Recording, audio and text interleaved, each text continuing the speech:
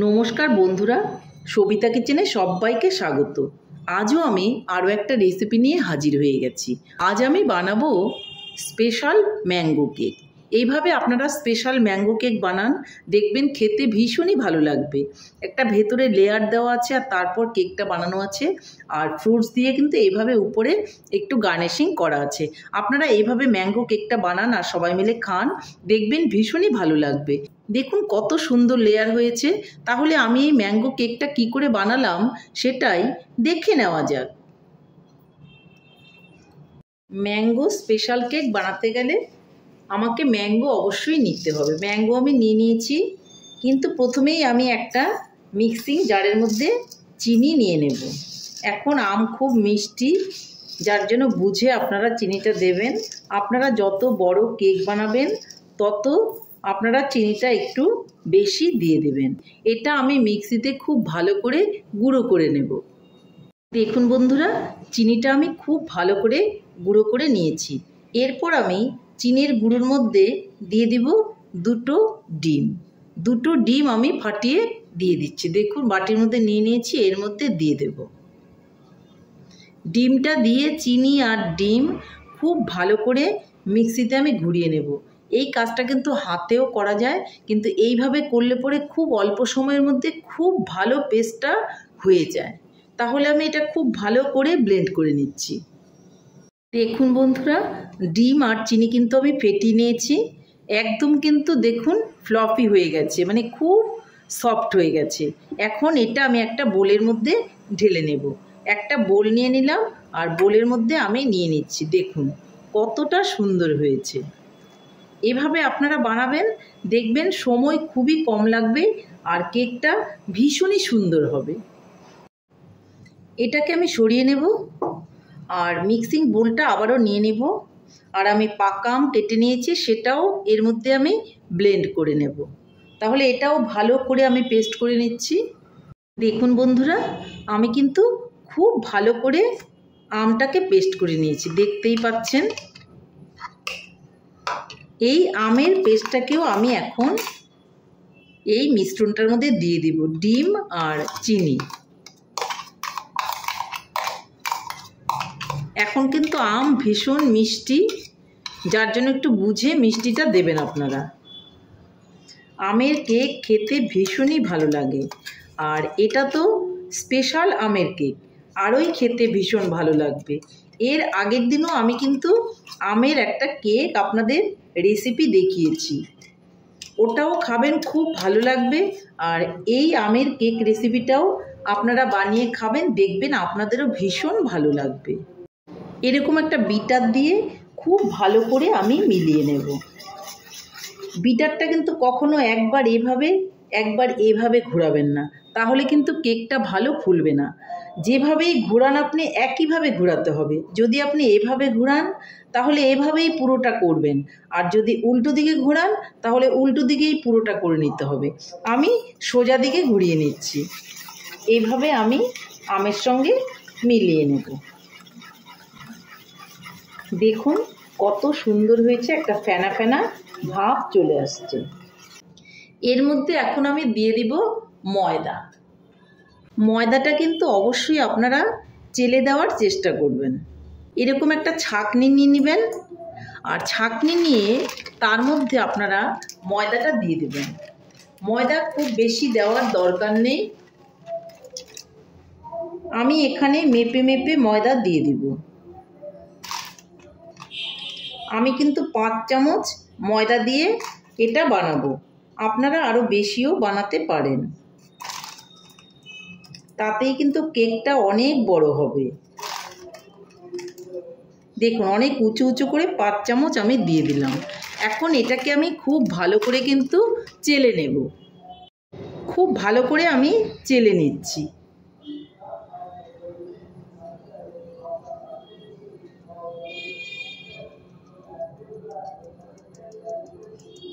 এই যে দানা দানা রয়েছে, এটা হাত দিয়ে একটু এইভাবে করে দেবেন।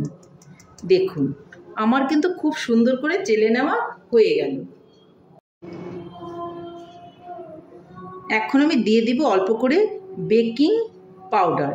সোডা কিন্তু দেইনি, বেকিং পাউডার দিয়েছি। আর অল্প করে আমি বেকিং সোডাও কিন্তু দিয়ে দেব। দেখুন একদমই অল্প সোডা দিয়েছি।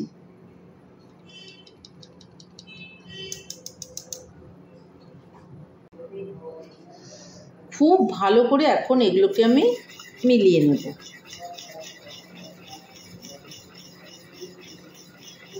দেখুন কত সুন্দর হচ্ছে। একইভাবে কিন্তু ঘুরিয়ে ঘুরিয়ে আমি মিলিয়ে নেব। বন্ধুরা, আমার ব্যাটারটা কিন্তু দেখুন খুব সুন্দর করে হয়ে গেছে আর স্মুথ হয়ে গেছে, খুব বেশি সময় কিন্তু লাগেনি। আমি যেহেতু একটা মিক্সিং বোলের মধ্যে ডিম আর চিনিটা আমি মিলিয়ে নিয়েছিলাম, এর মধ্যে আমি দিয়ে দেব অল্প করে গুঁড়ো দুধ। চা চামচের 2 চামচের মতো আমি গুঁড়ো দুধ দিয়ে দিচ্ছি। তারপর এখানে আমি দিয়ে দিব সাদা তেল। সাদা তেল একটু বেশি করেই দিব, 1/2 কাপের মতো দিয়ে দেব।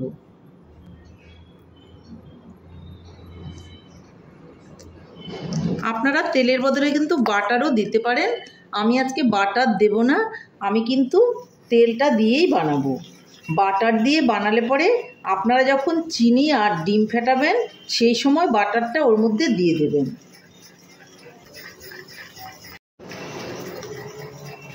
দেখুন বন্ধুরা, তেল আর গুঁড়ো দুধ দিয়ে খুব সুন্দর করে কিন্তু মেলানো হয়ে গেছে। এখন এটাকে আমি একটা সাইডে রেখে দেব। নিয়ে নেব এরকম একটা বোল, আর তার মধ্যে আমি সাদা তেল ব্রাশ করে দেব। দেখুন বাটিটার মধ্যে তেল ব্রাশটা করে নিয়ে আমি একটা কাগজ দিয়ে দেব।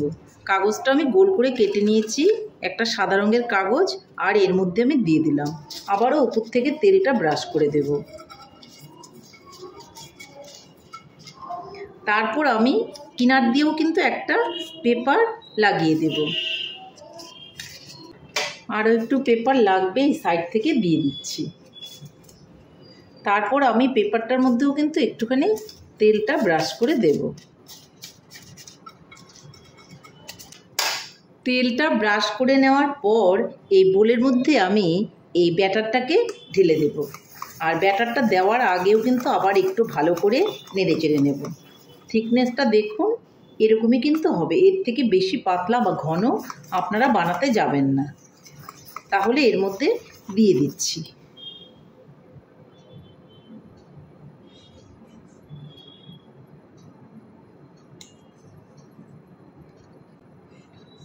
পুরোটা আমি দেইনি, আরও একটা কেক আমি বানিয়ে নেব। আমি এখানে মোটামুটি কিছুটা ব্যাটার দিয়ে দিয়েছি।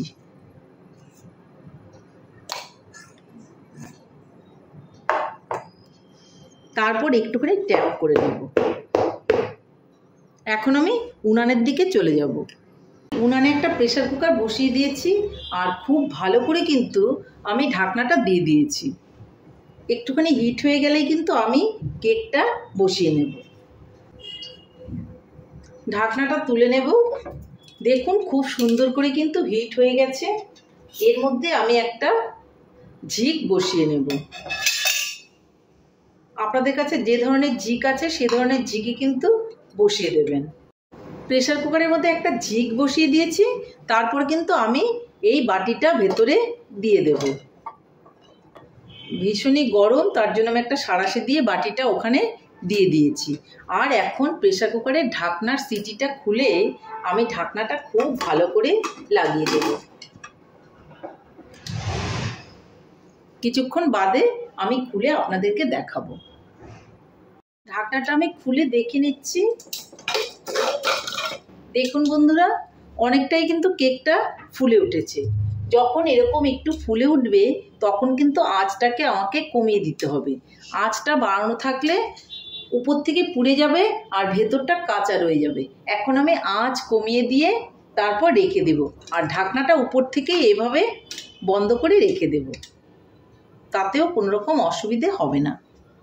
বন্ধুরা, ঢাকনাটা আমি আবারও তুলে দেখে নিচ্ছি। দেখুন কি সুন্দর ফুলে উঠেছে কেকটা, আপনারা দেখতেই পাচ্ছেন। আমি একটা কাঠি দিয়ে একটু দেখে নিচ্ছি যে কীরকম হয়েছে। দেখুন একটুও কিন্তু কাঠির গায়ে লেগে নেই, তার মানে কেকটা কিন্তু আমার খুব সুন্দরভাবে হয়ে গেছে। দেখুন আমি নানান দিক থেকে একটু ফুটো করে দেখছি সব দিকেই কিন্তু কেকটা আমার হয়ে গেছে। আমি আর একটুখানি কালার হওয়ার জন্য আর একটুখানি সময় এখানে রাখবো, আরও 5 মিনিট রেখে তারপর আমি আপনাদেরকে দেখাচ্ছি। দেখুন বন্ধুরা 5 মিনিট হয়ে গেছে, ঢাকনাটা আমি উঠিয়ে নিচ্ছি। দেখুন কেকটা কিন্তু খুব সুন্দরভাবে হয়ে গেছে। তাহলে এখন আমি কেকটাকে নামিয়ে নিচ্ছি। কেকটাকে আমি নামিয়ে ঠান্ডা করে নিচ্ছি, তারপর আপনাদেরকে আমি এটাকে দেখাবো। কেকটা দেখুন মোটামুটি ঠান্ডা হয়ে গেছে আর কেকটা খুবই সুন্দর হয়েছে, কিন্তু একদম কেকটা কিন্তু এমনিতেই আলগা হয়ে গেছে, বুঝতেই পাচ্ছেন। তাহলে একটা প্লেট নিয়ে নিচ্ছি আর কেকটাকে আমি বের করে নিচ্ছি। দেখুন একদমই আলগা হয়ে গেছে কেকটা, কি সুন্দর করে উঠে গেল। দেখুন খুব সুন্দর করে কিন্তু উঠে গেল। এখন কাগজটাকে আমি সাইড থেকে ফেলে দেব। এই দেখুন, আর পেছনের কাগজটাকেও কিন্তু আমি তুলে দেব। এই দেখুন খুব সুন্দরভাবে উঠে গেল আর কালারটা কিন্তু খুবই সুন্দর হয়েছে। আমি বলেছিলাম ম্যাঙ্গোর একটা স্পেশাল কেক বানাবো, যার জন্য কিন্তু আমাকে এই ম্যাঙ্গো কেকটাকে একটুখানি ডেকোরেশন করতে হবে। তাহলে আপনারা দেখুন আমি কিভাবে সেটা করি। বন্ধুরা এইদিকে একটা আম নিয়ে নিয়েছি। এই আমটা আমি মিক্সিং বোলের মধ্যে খুব ভালো করে পেস্ট করে নিয়ে নেব। এটা কিন্তু আমি মিক্সিং বোলের মধ্যে নিয়ে নিয়েছি। এখন একটা খুব ভালো করে পেস্ট করে নেব। দেখুন বন্ধুরা আমের একটা খুব সুন্দর পেস্ট বানিয়ে নিয়েছি। এখন আমি চলে যাব উনানের দিকে। এদিকে আমি উনানটা জ্বালিয়ে একটা কড়াই বসিয়ে দিয়েছি আর তার মধ্যে আমি এই আমের পাল্পটা দিয়ে দেব। আমের পাল্পটাকে খুব ভালো করে আমি জাল করে নেব।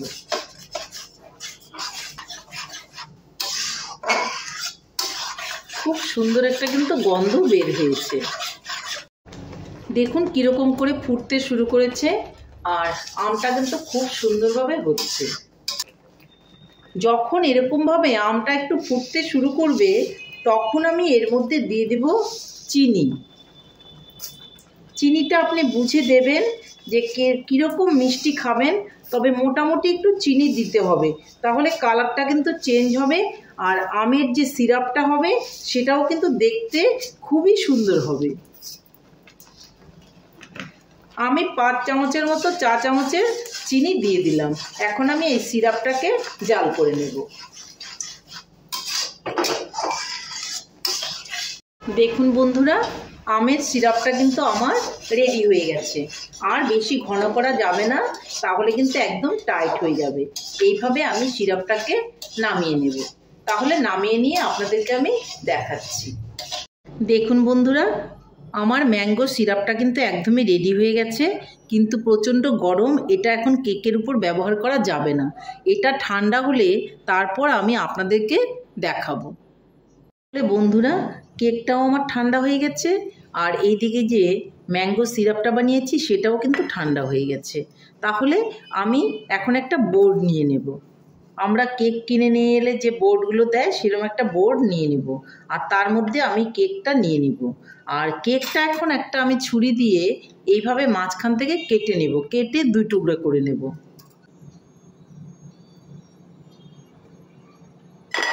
কেকটাকে আমি মাঝখান থেকে 2টো টুকরো করে নিয়েছি।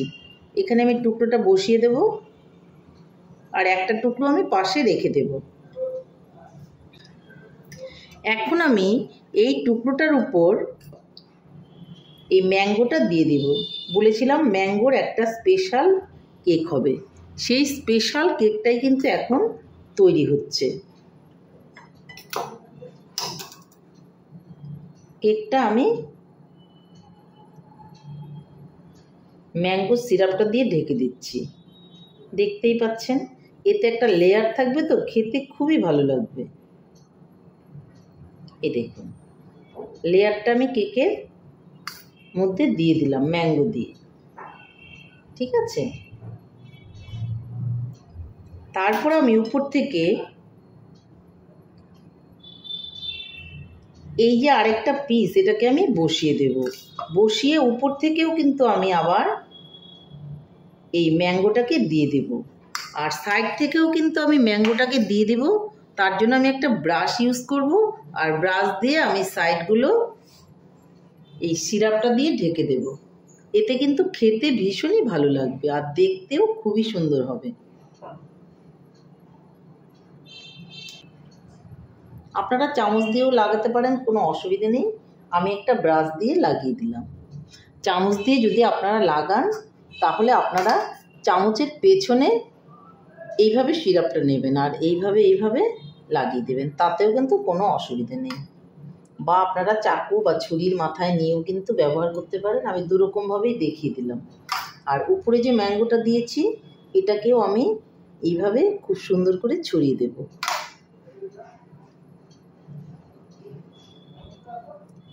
এখন উপর থেকে আমি ম্যাঙ্গোটাকে খুব সুন্দর করে কিন্তু দেব। উপর থেকে এইভাবে ম্যাঙ্গোটা দিয়ে দেব, যে সিরাপটা বানিয়েছিলাম। একটু একটু ঝুলে ঝুলে পড়তে থাকবে, এতে ভীষণ ভালো লাগবে। এই যে সিরাপটা আমার দেওয়া কমপ্লিট। আমি এখানে আর সিরাপ ব্যবহার করব না। ম্যাঙ্গো কেকটা দেখতে কত সুন্দর হয়েছে দেখেছেন? কালারটাও কিন্তু একদমই চেঞ্জ হয়ে গেছে। দেখতেও যতটা সুন্দর হয়েছে, খেতেও কিন্তু খুবই সুন্দর হয়েছে। তাহলে বন্ধুরা, এই সিরাপটা দেওয়ার পর আমি কিন্তু এটাকে সরিয়ে নেব, আর আমি একটা বোর্ড নিয়ে নেব। দেখুন, একটা আম আমি দুই দিক থেকে টুকরো করে নিয়ে নিয়েছি। এখন একটা ছুরি দিয়ে আমি আমটাকে কুচি কুচি করে কেটে দেব।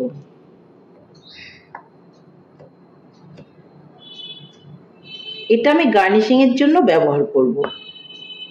আপনারা একটু ভালো করে ফলো করুন, আপনারাও দেখবেন এইভাবে এই ম্যাঙ্গো ফ্লাওয়ারটা বানাতে পারবেন।